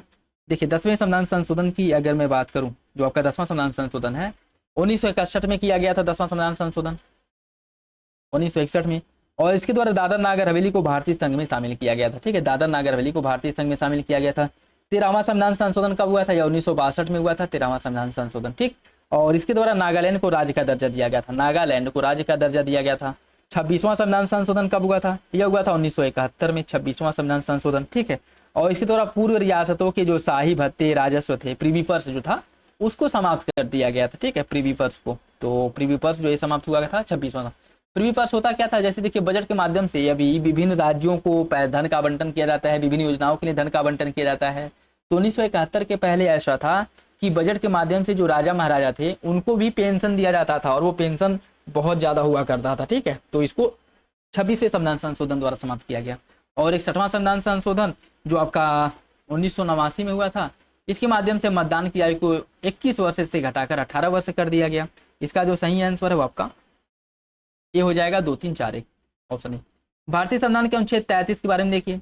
इस प्रावधान के तहत संसद और राज्य विधानमंडल दोनों को विधि निर्माण का अधिकार दिया गया है। इसके अंतर्गत बनाए गए कानून मूल अधिकार का उल्लंघन करने पर चुनौती से सुरक्षित है। यह सशस्त्र बलों के सदस्यों के लिए अभिव्यक्ति की स्वतंत्रता, संघ और शांतिपूर्ण समागम आदि इन सब पर प्रतिबंध लगाता है। कौन सा विकल्प इसका सही होगा? देखिए, इसका जो सही आंसर वो आपका बी हो जाएगा। इसके अंतर्गत बनाए गए कानून मूल अधिकारों का उल्लंघन करने पर चुनौती से सुरक्षित करते हैं। बात बिल्कुल ठीक। और ये सशस्त्र बलों जो खुफिया, इंटेलिजेंस वगैरह डिपार्टमेंट के हो गए, ठीक है, जो मतलब जिनका जो है नेशनल सिक्योरिटी से संबंध है, उन सभी के मौलिक अधिकारों को बाधित करता है। तो दूसरा तीसरा सही हो जाएगा। कौन सा विकल्प नीति निर्देशक तत्व के बारे में सही नहीं है? कौन सा विकल्प नीति निर्देशक तत्व के बारे में सही नहीं है बताना है। अनुच्छेद 43 श्रमिकों के लिए निर्वाह मजदूरी वेतन की बात करता है। 45 बाल अवस्था में देखभाल शिक्षा की व्यवस्था की बात करता है। 48 पर्यावरण संरक्षण की बात करता है। 50 विधायिका और कार्यपालिका के पृथक्करण की बात करता है। कौन सा विकल्प इसमें से गलत है? इसका जो सही आंसर क्या होगा? इसका सही आंसर डी हो जाएगा। ठीक है, इसका जो सही आंसर डी हो जाएगा। और डी क्यों हो जाएगा? क्योंकि जो अनुच्छेद 50 है उसमें न्यायपालिका और कार्यपालिका के पृथक्करण की बात की गई है। न्यायपालिका और कार्यपालिका की, न कि विधायिका के। ठीक है, तो डी हो जाएगा। भारतीय संविधान के अनुच्छेद 51 के तहत निम्नलिखित में से कौन मूल कर्तव्य नहीं है? वैज्ञानिक दृष्टिकोण, मानववाद, जांच व सुधार की भावना का विकास करना, 6 से 14 वर्ष के बच्चों को शिक्षा के अवसर देना, गरीबों को सम्मान या निःशुल्क विधिक सहायता उपलब्ध कराना, सार्वजनिक संपत्ति की सुरक्षा करना, हिंसा का परित्याग करना, मतलब हिंसा से दूर रहना। कौन इसमें से मौलिक कर्तव्य नहीं है?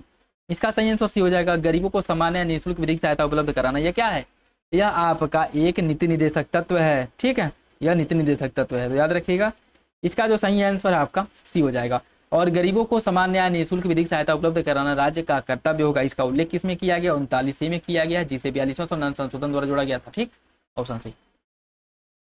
निम्नलिखित में से संविधान का कौन सा प्रावधान संशोधन के लिए संसद की विशेष बहुमत की आवश्यकता नहीं है?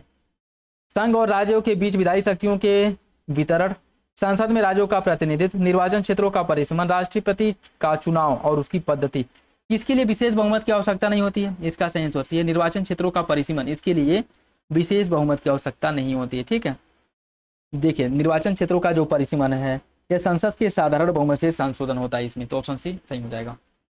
सूची फर्स्ट को सूची सेकंड से मिलान करना है। नर्मदा जो आपका ट्रिब्यूनल है, नर्मदा जल विवाद अधिकरण का गठन कब किया गया था? नर्मदा जल विवाद जो अधिकरण है इसका जो गठन है यह हुआ था आपका 1969 में। उसके बाद है रावी और व्यास। रावी और व्यास का गठन 1986 में हुआ था। ठीक है, कावेरी जल विवाद का गठन किया गया था 1990 में। महादेवी जल विवाद का 2010 में। 1 2 3 4 ऑप्शन हो जाएगा। ऑप्शन ए इसका सही है। राष्ट्रपति पद रिक्त के संबंध में देखिए कौन सा कथन गलत है? यदि राष्ट्रपति की पदावधि समाप्त हो जाती है और कोई पदोत्तरवर्ती निर्वाचित नहीं होता तो पदावरोधी राष्ट्रपति पद पर बना रहता है। इसमें गलत बताना। ठीक है, त्यागपत्र के कारण जनित रिक्ति पर 6 माह की अवधि में पुनः नियुक्ति आवश्यक है। जब राष्ट्रपति अस्वस्थता के कारण अपने कार्यों का निर्वहन करने में असमर्थ होता है तो राष्ट्रपति के कार्यों का निर्वहन उपराष्ट्रपति करता है। मध्यावधि रिक्ति की स्थिति में नवनिर्वाचित राष्ट्रपति केवल शेष पदावधि के लिए ही पद धारण करता है। इसमें गलत बताना है कि कौन सा विकल्प गलत है राष्ट्रपति के बारे में, और इसका जो सही आंसर डी हो जाएगा, ऑप्शन डी। ठीक है, देखिए पद त्याग या पद से हटाए जाने या मृत्यु या अयोग्यता की स्थिति में चुनाव जब 6 महीने के अंदर होना चाहिए, बात बिल्कुल ठीक है। और जब किसी राष्ट्रपति का चुनाव पदावधि के मध्य में किया जाता है तो वह केवल शेष अवधि के लिए ही नहीं बल्कि पूर्ण रूप से 5 वर्ष की पदावधि के लिए पद धारण करता है, तो डी गलत हो जाएगा। राज्यसभा के बारे में कौन सा विकल्प सही नहीं है? यह लोकसभा द्वारा पारित धन विधेयक को संशोधित या अस्वीकार नहीं कर सकती, बात बिल्कुल ठीक है। अनुच्छेद 312 के अंतर्गत अखिल भारतीय सेवाओं के सृजन की अनुशंसा कर सकती है, बात भी ठीक है। यह आपातकाल की घोषणा के अनुमोदन में समान रूप से भाग लेती है। यह वार्षिक बजट में अनुदान की मांग पर मतदान करती है। देखिए ये सही है लेकिन ये गलत है। अनुदान की मांग राज्यसभा में नहीं होती है, तो ये आपका गलत हो जाएगा, ऑप्शन डी। ठीक है, ऑप्शन डी। निम्नलिखित में से कौन 86वां संविधान संशोधन 2002 में शामिल नहीं है?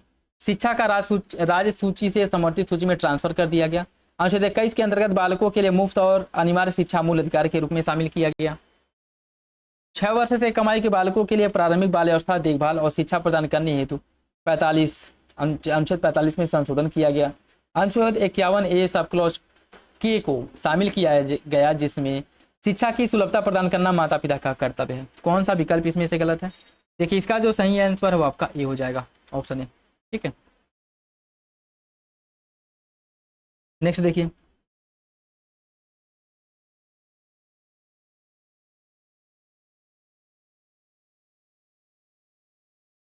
देखिए अगर शिक्षा को इसमें क्या कह रहा है कि किस संविधान संशोधन द्वारा 86वां नहीं, जो शिक्षा को राज्य सूची से समवर्ती सूची में ट्रांसफर किया गया था यह 42वां संविधान संशोधन द्वारा किया गया। ठीक है, याद रखिएगा 42वां, तो ये गलत हो जाएगा। कौन सा विकल्प इसमें कैट जो केंद्रीय प्रशासनिक अधिकरण, इसके बारे में गलत है। इसकी स्थापना प्रशासनिक अधिकरण अधिनियम 1985 के अंतर्गत किया गया था। इसके निर्णय के विरुद्ध अपील प्रत्यक्ष रूप से सर्वोच्च न्यायालय में की जा सकती है।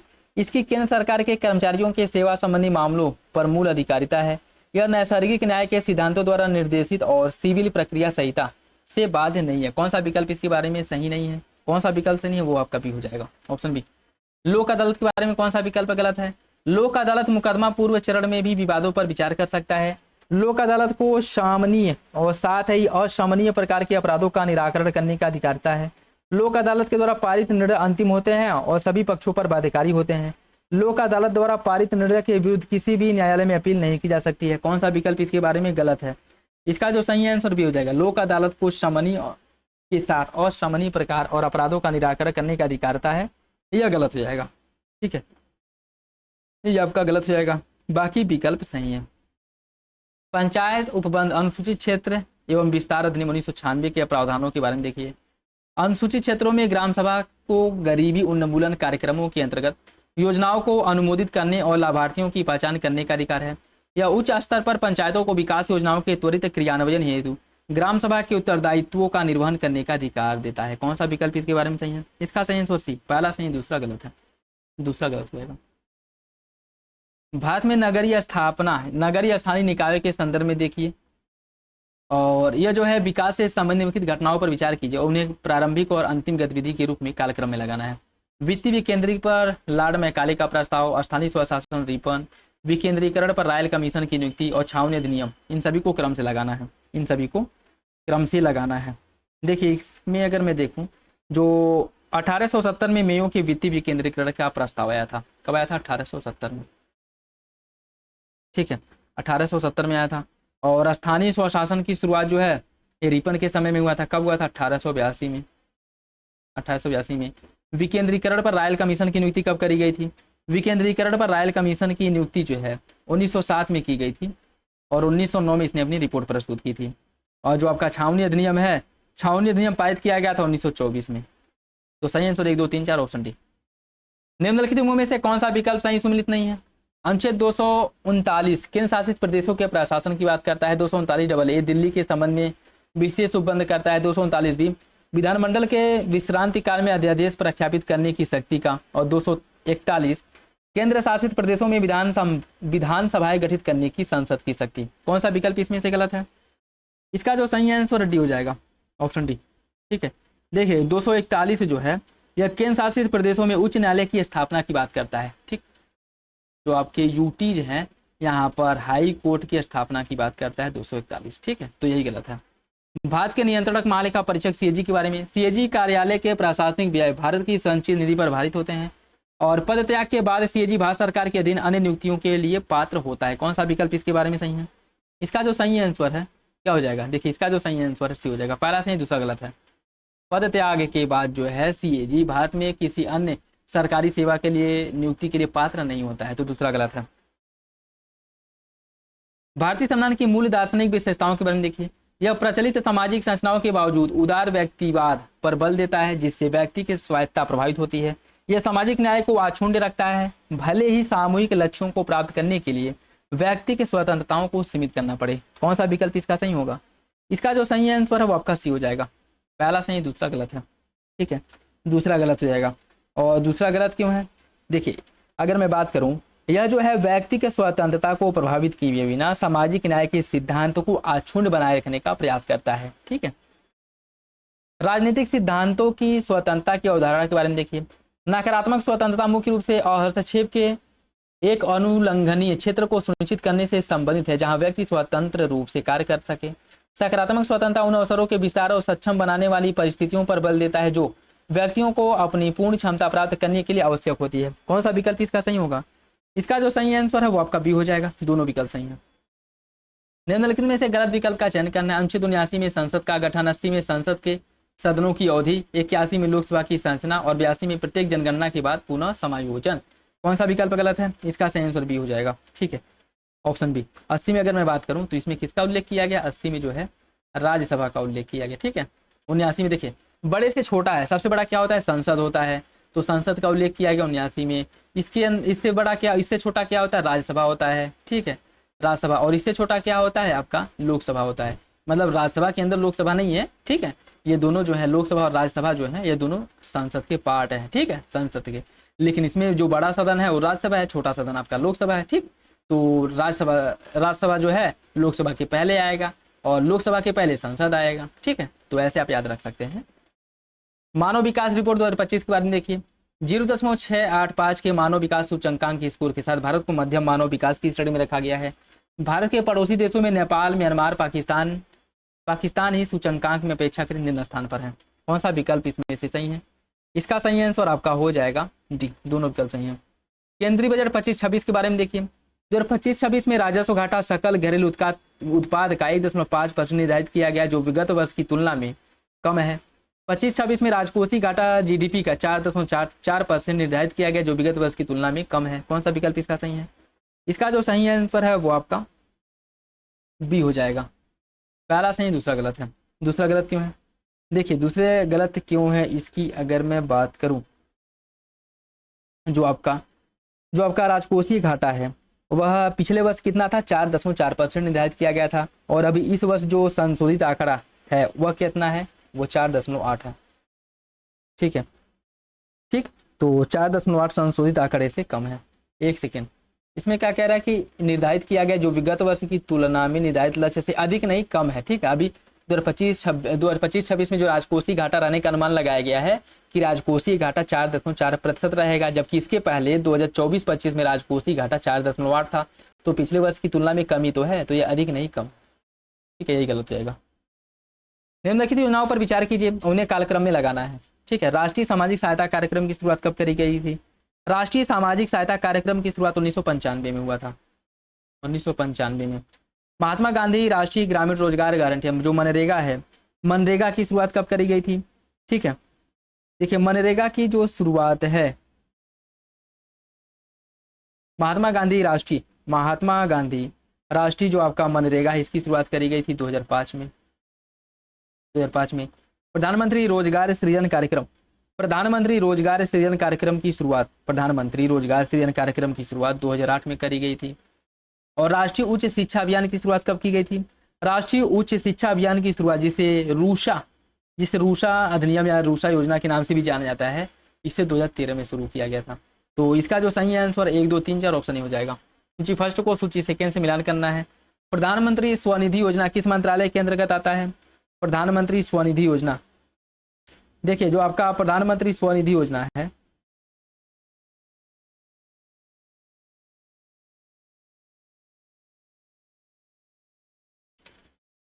प्रधानमंत्री स्वनिधि योजना जो है ये आपका आता है आवास एवं शहरी कार्य मंत्रालय के अंतर्गत। ठीक है, और जो आपका समर्थ योजना है ये वस्त्र मंत्रालय के अंतर्गत आता है। उसके बाद राष्ट्रीय स्वास्थ्य बीमा किसके अंतर्गत आता है? राष्ट्रीय स्वास्थ्य बीमा जो है आ जाएगा आपका वित्त मंत्रालय के अंतर्गत। ठीक है, और उसके बाद जीवन ज्योति बीमा योजना जो है यह आ जाएगा आपका वित्त मंत्रालय के अंतर्गत। और राष्ट्रीय स्वास्थ्य बीमा योजना स्वास्थ्य एवं परिवार कल्याण मंत्रालय के अंतर्गत। तो सही आंसर इसका ए हो जाएगा, 3, 1, 2, 4। नेक्स्ट देखिए, कुछ आर्थिक योजना और संरूपण। फिक्की का स्थापना कब किया गया था? फिक्की का जो स्थापना है यह कब हुआ था? फिक्की का स्थापना हुआ था 1934 में। 1934 में फिक्की का स्थापना किया गया था। ठीक है, 1934 में। उसके बाद है आपका बॉम्बे प्लान आया था 1944 में। और जन योजना कब आया था? जन योजना आया था 1945 में। सर्वोदय 1950 में। इसका जो सही आंसर आपका 4, 3, 2, 1 ऑप्शन बी हो जाएगा, 4, 3, 2, 1। निम्नलिखित में से कौन सा एक सही सम्मिलित नहीं है? प्राथमिक घाटा, राजकोषीय घाटा, राजस्व घाटा। प्राथमिक घाटा जो है इसमें से प्राथमिक घाटा प्राप्त करने के लिए राजकोषीय घाटे में से राजस्व घाटा निकालेंगे तो प्राथमिक घाटा प्राप्त होगा। और राजस्व घाटा, राजस्व व्यय में से राजस्व प्राप्ति को अगर हम माइनस कर दे तो राजस्व घाटा होगा। और राजस्व घाटे में से जो पूंजीगत अस्तित्व है इसको अगर हम हटा दे तो प्रभावी राजस्व घाटा प्राप्त होगा। और राजकोषीय घाटा कुल व्यय राजस्व प्राप्ति प्लस गैर ऋण पूंजीगत व्यय को माइनस करने के बाद राजकोषीय घाटा प्राप्त होगा। आपको बताना है कौन सा विकल्प गलत है। इसका जो सही आंसर है ए हो जाएगा, ऑप्शन ए। ठीक है, प्राथमिक घाटा जो है प्राप्त होता है वो राजकोषीय घाटे में राजस्व घाटा नहीं, जो ब्याज अदायगी वाला हिस्सा है ये बहुत ही डिटेल में आप लोगों को बताया गया है। ब्याज अदायगी वाले हिस्से को माइनस करेंगे तो प्राथमिक घाटा प्राप्त होगा, यही गलत है। राहन वक्र के बारे में देखिए, राहन वक्र यह किसे इंडिकेट करता है? राहन वक्र या सरकारी व्यय और आर्थिक विकास के बीच जो संबंध है उसे दर्शाता है, ऑप्शन सी हो जाएगा। निम्नलिखित संस्थाओं पर विचार के उन्हें प्रारंभिक से कालक्रम में लगाना है, इन सभी को कालक्रम में लगाना है। इसमें देखिए जो आपका क्षेत्रीय ग्रामीण बैंक है, क्षेत्रीय ग्रामीण बैंक का स्थापना आरआरबी का स्थापना कब किया गया था? इसका स्थापना हुआ था 1975 में। 1975 में। भारतीय औद्योगिक विकास बैंक आईडीबीआई का स्थापना 1964 में किया गया था, 1964 में। और राष्ट्रीय कृषि एवं ग्रामीण विकास बैंक, राष्ट्रीय और ग्रामीण विकास बैंक, राष्ट्रीय कृषि क्या है? राष्ट्रीय कृषि एवं ग्रामीण विकास बैंक, इसकी स्थापना कब करी गई थी? राष्ट्रीय कृषि एवं ग्रामीण विकास बैंक का स्थापना हुआ था 1982 में। 19 और भारतीय लघु उद्योग विकास बैंक जो आपका सिडबी है, इसकी स्थापना 1990 में किया गया था। तो इसका जो सही आंसर भी हो जाएगा 2 1 3 4 option B. Beyond the welfare state economic planning and its international implications पुस्तक की रचना किसने की है? Beyond the welfare state economic planning and its international implications पुस्तक की रचना किसके द्वारा करी गई है? इस पुस्तक की रचना गुन्नार मिर्डल ने की है। ऑप्शन बी हो जाएगा। निम्नलिखित में से कौन चतुर्थ क्षेत्र में व्यवसाय का सबसे अच्छा प्रतिनिधित्व करता है? चतुर्थ क्षेत्र में व्यवसाय का सबसे अच्छा प्रतिनिधित्व करता है शैक्षिक अनुसंधान करने वाले भूवैज्ञानिक। उत्तर प्रदेश बजट के बारे में देखिए। स्वास्थ्य और परिवार कल्याण क्षेत्र में सूचीबद्ध क्षेत्रों में 24-25 के संशोधित अनुमानों की तुलना में 25-26 में बजट आवंटन में सबसे अधिक वृद्धि देखने को मिला है। ऊर्जा क्षेत्र में सबसे कम परिवर्तन देखा गया है, जिसमें वर्ष 24-25 के संशोधित अनुमान की तुलना में 25-26 के बजट अनुमान में गिरावट देखने को मिला है। कौन सा विकल्प इसका सही होगा? फूड के हिसाब से आपको सही आंसर का चयन करना है। सही आंसर सी हो जाएगा। दोनों विकल्प सही है। कुछ रिपोर्ट और प्रकाशक एजेंसी। लैंगिक समानता रिपोर्ट का प्रकाशन कौन करता है? लैंगिक समानता रिपोर्ट का जो प्रकाशन है वो कौन करता है? देखिए, लैंगिक समानता रिपोर्ट का प्रकाशन संयुक्त राष्ट्र विकास कार्यक्रम यूएनडीपी द्वारा किया जाता है। विश्व सामाजिक सुरक्षा रिपोर्ट का प्रकाशन करता है आपका संयुक्त राष्ट्र अंतर्राष्ट्रीय श्रम संगठन ILO करता है। ठीक है, ILO। और आपका विश्व जल विकास रिपोर्ट का प्रकाशन कौन करता है? विश्व जल विकास रिपोर्ट का प्रकाशन करता है यूनेस्को के द्वारा किया जाता है। ठीक है, WWDR। ठीक है, UN वाटर। ठीक। और विश्व निवेश रिपोर्ट का प्रकाशन अंकटाड करता है। ठीक है, ये हो जाएगा और ये हो जाएगा। इसका जो सही आंसर है बी हो जाएगा। 1 3 2 4 1 3 2 4 ऑप्शन बी। रोजगार संबंध प्रोत्साहन योजना के बारे में देखिए। यह योजना पहली बार नौकरी करने वाले कर्मचारियों को एकमुश्त वेतन सब्सिडी और नियोक्ताओं को मासिक सब्सिडी देता है। इस योजना की कार्यान्वयन अवधि अगस्त 2025 से जुलाई 2027 तक है। इसका सही आंसर क्या होगा? इसका सही आंसर सी हो जाएगा। दोनों विकल्प सही हैं। दोनों विकल्प इसका सही है। राष्ट्रीय ब्रॉडबैंड मिशन 2.0 के बारे में देखिए। जनवरी 2025 में शुरू की गई इस योजना का लक्ष्य 2030 तक संपूर्ण देश में ब्रॉडबैंड डाउनलोड स्पीड को न्यूनतम 100 Mbps तक बढ़ाना है। इस योजना का उद्देश्य 2030 तक 2.5 लाख से अधिक गांवों को ऑप्टिकल फाइबर केबल से जोड़ने की बात करी गई है। कौन सा विकल्प सही है? इसका सही आंसर सी है। दोनों विकल्प सही हो जाएगा। हाल ही में जन समाचारों में रहा 3 बॉय 35 पहल, इसका लक्ष्य जो है, क्या उद्देश्य है इसका? 3 बॉय 35 पहल का उद्देश्य क्या है? इसका जो मुख्य उद्देश्य है WHO की एक पहल, जिसमें देशों के वर्ष 2035 तक तंबाकू, एल्कोहल और शर्करा युक्त पेय पदार्थ जो है, इसमें 50% की वृद्धि कर जो है, पर करों में जो है 50% वृद्धि करने की बात की गई। ठीक है, मतलब इन पर जो है 50% कर जो अभी वर्तमान समय में इसमें 50% की वृद्धि किया जाए, जिससे कि इनका जो उपयोग है, इनका जो कंजम्पशन है, इसमें कमी आए, क्योंकि ये स्वास्थ्य के लिए हार्मफुल होते हैं। ठीक है, तो सही आंसर हो जाएगा। नेटवर्क रेडिनेंस इंडेक्स 2024 में भारत किस नंबर पे है? नेटवर्क रेडिनेंस इंडेक्स 2024 में भारत 49वें नंबर पे है। निम्नलिखित में से कौन भारत का पहला शून्य अपशिष्ट जीरो वेस्ट हवाई अड्डा बन गया है? भारत का पहला शून्य अपशिष्ट हवाई अड्डा बन गया है देवी अहिल्याबाई होलकर हवाई अड्डा, जो कि इंदौर में है। ओसाका वर्ल्ड एक्सपो 2025 की थीम क्या है? ओसाका वर्ल्ड एक्सपो 2025 की थीम है designing future society for our lives. Option B. हाल ही में समाचारों में देखा गया हॉर्मुज जलर मरुमद निम्नलिखित में से किस जल निकाय को जोड़ता है? हॉर्मुज जलर मरुमद अरब सागर और अदन की खाड़ी को जोड़ता है। Option C. Group captain Shubhanshu Shukla निम्नलिखित में से किस अंतरिक्ष मिशन का हिस्सा थे? यह जो है किस अंतरिक्ष मिशन का पार्ट थे? यह एक्सियोम 4 मिशन के पार्ट थे। भारत के पहले राष्ट्रीय सहकारी विश्वविद्यालय का उद्घाटन कहाँ किया गया है? भारत के पहले राष्ट्रीय सहकारी विश्वविद्यालय का स्थापना आनंद गुजरात में किया गया है। कौन सा सर फ्यूचर मिनरल फोरम 2025 की मेजबानी करेगा? फ्यूचर मिनरल फोरम की मेजबानी रियाद सऊदी अरेबिया में होगा। ऑप्शन सी।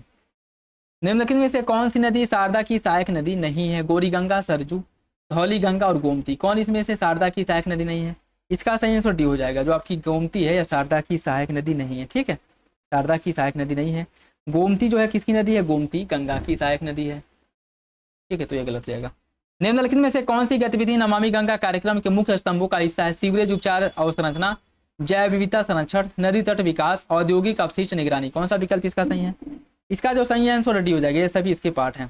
ठीक है, जो नमामि गंगा कार्यक्रम है इसके पार्ट सभी हैं। उत्तर प्रदेश सरकार द्वारा पुलिस भर्ती में भूतपूर्व अग्निवीरों के लिए जो आरक्षण देने की बात करी गई है, कितना आरक्षण देने की बात की गई है, इन्हें जो है आरक्षण देने की जो बात की गई है वो है आपका 15%। ठीक है, 1 सेकेंड, 15% नहीं है भाई, 20% है। ठीक है, 20% आरक्षण देने की बात की गई। ठीक, ऑप्शन डी हो जाएगा, ऑप्शन डी। उत्तर प्रदेश में घाटमपुर ताप विद्युत परियोजना की कुल स्थापित क्षमता कितनी है? उत्तर प्रदेश घाटमपुर ताप विद्युत परियोजना की कुल स्थापित क्षमता है 1980 megawatt, option B. Bharat Nepal साहित्य महोत्सव 2025 उत्तर प्रदेश के किस शहर में आयोजित किया गया था? इसका आयोजन किया गया था वृंदावन, मथुरा में। उत्तर प्रदेश फिल्म नीति 2023 अवधी, ब्रज और बुंदेली भोजपुरी जैसी जो क्षेत्रीय भाषाएं, इसमें अगर कोई फिल्म बनाता है तो जो फिल्म का निर्माण लागत है उसका 50% सब्सिडी दिया जाएगा यूपी गवर्नमेंट द्वारा। उत्तर प्रदेश में 2/3 शूटिंग पूरी करने वाली फिल्म को 2 करोड़ रुपए तक की सब्सिडी दी जाएगी। कौन सा विकल्प इसका सही है? इसका जो सही आंसर सी हो जाएगा, दोनों विकल्प सही है। भारत में सोयाबीन के प्रमुख उत्पादक राज्य कौन कौन से हैं? जो 2 प्रमुख सोयाबीन उत्पादक राज्य हैं वो है आपका महाराष्ट्र और मध्य प्रदेश, ऑप्शन सी। उत्तर प्रदेश सरकार ने किस वर्ष तक बाल श्रम उन्मूलन हेतु एक अभियान की शुरुआत की है? बाल श्रम उन्मूलन को समाप्त करने की बात कब तक करी गई है? 2027 तक, ऑप्शन सी हो जाएगा। भारत की पहली जंगल safari vistadome train Uttar Pradesh के किन 2 प्रमुख जो वन्यजीव स्थल है उनको जोड़ने का काम करेगा? इसके माध्यम से कतरनिया घाट वन्यजीव अभयारण्य और दुधवा को जोड़ा जाएगा, दुधवा टाइगर रिजर्व को भी। भारत के पहले सबसे बड़े titanium super alliance materials plant का हाल ही में किस शहर में उद्घाटन किया गया है? इसका उद्घाटन कहाँ किया गया है? देखिए, इसका उद्घाटन जो हुआ है वो आपके लखनऊ में हुआ है, लखनऊ में। प्रधानमंत्री इंटर्नशिप योजना के बारे में देखिए, इस योजना का उद्देश्य 500 कंपनियों में 5 वर्षों में 1 करोड़ युवाओं को इंटर्नशिप प्रदान करना। प्रत्येक प्रशिक्षु को 6,000 रुपये का कुल मासिक मानदेय मिलेगा, जिसका पूर्ण वित्त पोषण भारत सरकार द्वारा प्रत्यक्ष लाभ अंतरण के माध्यम से किया जाएगा। कौन सा विकल्प सही है? इसका सही आंसर सी हो जाएगा। पहला तो सही लेकिन दूसरा गलत हो जाएगा। ठीक है, डीबीटी के माध्यम से जो हस्तांतरण किया जाएगा यह प्रत्येक प्रशिक्षु को मासिक मानदेय 6,000 नहीं है बल्कि 4,500 रुपया है। ठीक है, 4500। भारत में आलू उत्पादन के बारे में देखिए, गुजरात भारत में प्रसंस्कृत आलू का अग्रणी उत्पादक बन करके उभरा है, जिसके बाद उत्तर प्रदेश और पंजाब का स्थान आता है।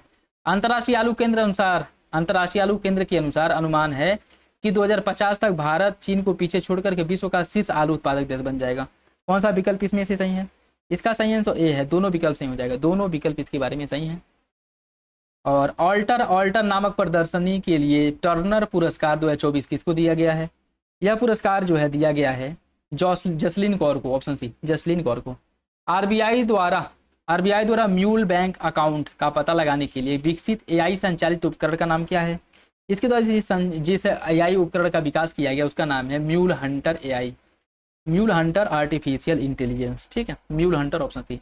राष्ट्रीय स्तर की प्रवेश परीक्षाओं के संचालन में पारदर्शिता सुनिश्चित करने के लिए सुधारों की सिफारिश करने हेतु कौन सी समिति का गठन किया गया है? इसके लिए जो है राधा कृष्णन समिति का गठन किया गया, ऑप्शन बी हो जाएगा, ऑप्शन बी इसका सही है। ठीक है, तो ये था आज का last question. I hope video आप लोगों को अच्छा लगा होगा।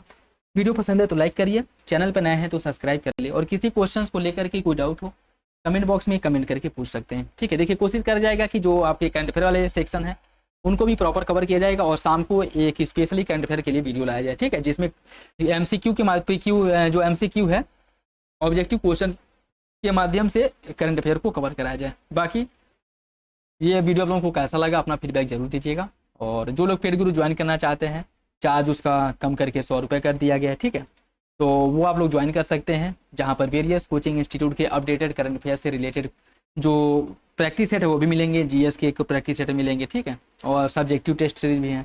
तो अभी 20 दिन बचे हैं, 20 दिन में आप अच्छा खासा कर सकते हैं प्रैक्टिस। तो जो भी हो बताइएगा कमेंट बॉक्स में, डिस्क्रिप्शन बॉक्स में लिंक मिल जाएगा। तो चलिए मिलते हैं अगली वीडियो में, तब तक के लिए धन्यवाद, जय।